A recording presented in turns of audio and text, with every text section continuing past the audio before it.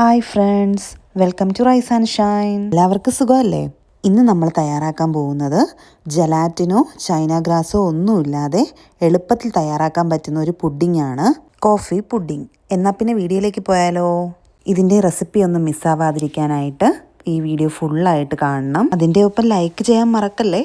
കൂടാതെ എൻ്റെ ഈ ചാനൽ റൈസ് ആൻഡ് ഷൈൻ ഇതുവരെ സബ്സ്ക്രൈബ് ചെയ്തിട്ടില്ലെങ്കിൽ സബ്സ്ക്രൈബും കൂടെ ചെയ്തേക്കണേ. പിന്നെ നമുക്ക് വീഡിയോയിലേക്ക് പോവാം. നമ്മുടെ കോഫി പുഡിംഗ് തയ്യാറാക്കാനായിട്ട് ആദ്യം ഒരു 500 ml പാലെടുക്കണം. പശുവിൻ പാലാണ് എടുക്കേണ്ടത്.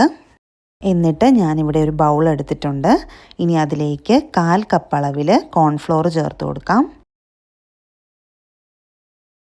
എന്നിട്ട് ഈ കോൺഫ്ലോറിലേക്ക് നമ്മൾ മാറ്റി വെച്ചിരിക്കുന്നതിൽ നിന്ന് കുറച്ച് പാലെടുത്ത് നന്നായിട്ട് ഇതിനെ ഒന്ന് മിക്സ് ചെയ്തെടുക്കാം.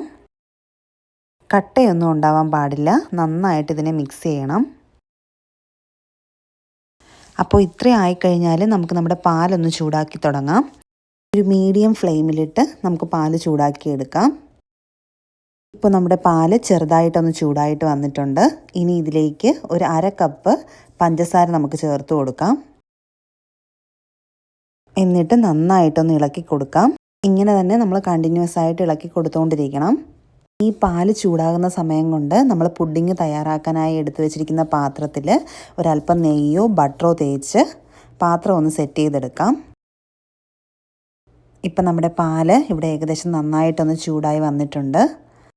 ഇനി ഇതിലേക്ക് 2 ടീസ്പൂണ് കോഫി പൗഡർ ചേർത്ത് കൊടുക്കാം.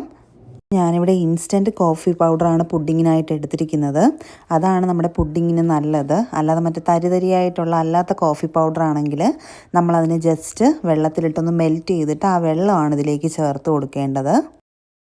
എന്നിട്ട് നന്നായിട്ട് ഇതിനെ ഒന്ന് മിക്സ് ചെയ്തെടുക്കാം. ഇപ്പം നമ്മുടെ കോഫി പൗഡറും പാലും നന്നായിട്ടൊന്ന് മിക്സായി വന്നിട്ടുണ്ട്. ഇനി ഇതിലേക്ക് നമ്മൾ നേരത്തെ എടുത്ത് വെച്ചിരിക്കുന്ന കോൺഫ്ലോർ മിക്സ് ചെയ്തത് ചേർത്ത് കൊടുക്കാം. കോൺഫ്ലോർ ചേർത്ത് കഴിഞ്ഞാൽ നമ്മൾ കൈ എടുക്കാണ്ട് തന്നെ ഇത് നന്നായിട്ട് ഇളക്കി കൊടുത്തുകൊണ്ടിരിക്കണം. അല്ലെങ്കിൽ ഇത് അടിയിൽ പിടിച്ചു പോവും. അപ്പോൾ നന്നായിട്ട് ഇതിനെ മിക്സ് ചെയ്തുകൊണ്ടിരിക്കാം. ഇപ്പോൾ നമ്മുടെ മിക്സ് ചെറുതായിട്ടൊന്ന് കുറുകി വന്നിട്ടുണ്ട്. വീണ്ടും നന്നായി ഇളക്കി കൊടുത്തുകൊണ്ടിരിക്കണം.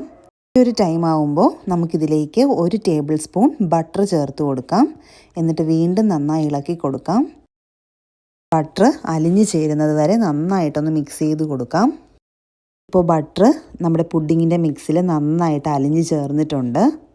ഇനി ഇതിനെ ചൂടോടുകൂടി തന്നെ നമ്മൾ എടുത്തു വെച്ചിരിക്കുന്ന പാത്രത്തിലേക്ക് മാറ്റാവുന്നതാണ്. സമയം കഴിയുന്തോറും കട്ട പിടിക്കാനുള്ള ചാൻസ് കൂടുതലാണ്. അതുകൊണ്ട് ചൂടോടുകൂടി തന്നെ നമുക്ക് ആ പാത്രത്തിലേക്ക് മാറ്റാം.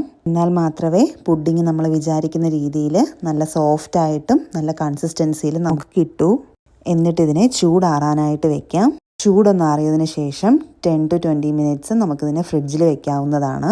ഞാനിവിടെ ഒരു അലുമിനിയം ഫോയിലിട്ട് കവർ ചെയ്ത് കൊടുത്തിട്ടുണ്ട്. ഇപ്പോൾ നമ്മുടെ പുഡിങ്ങിൻ്റെ ചൂടാറിയിട്ടുണ്ട്. ഇനി ഇതിനെ ഫ്രിഡ്ജിൽ വെച്ച് നമുക്കൊന്ന് തണുപ്പിച്ചെടുക്കാവുന്നതാണ്. ഫ്രീസറിൽ വെക്കണമെന്നില്ല. എന്നിട്ട് നമ്മുടെ പുഡിങ്ങിനെ ഒരു പാത്രത്തിലേക്ക് മാറ്റാവുന്നതാണ്. അതിനുശേഷം ഞാൻ നമ്മുടെ പുഡിങ്ങിൻ്റെ മേലെ കുറച്ച് കോഫി പൗഡർ കൂടെ ഇട്ട് കൊടുക്കുന്നുണ്ട്. ഇത് ജസ്റ്റ് ഒരു ഡെക്കറേഷന് വേണ്ടിയിട്ട് ചെയ്യുന്നതാണ്. നിങ്ങൾക്ക് വേറെ എന്തെങ്കിലും ഐഡിയ ഉണ്ടെങ്കിൽ നിങ്ങൾക്കത് ചെയ്യാവുന്നതാണ്. അതിനുശേഷം ഞാൻ കുറച്ച് ടൂട്ടി ഫ്രൂട്ടി കൂടെ പുഡിങ്ങിൻ്റെ മുകളിലായിട്ട് വെച്ച് കൊടുക്കുന്നുണ്ട്. ഇതിന് പകരം നിങ്ങൾക്ക് ഏതെങ്കിലും നട്ട്സ് ഉണ്ടെങ്കിൽ അതും യൂസ് ചെയ്യാവുന്നതാണ്.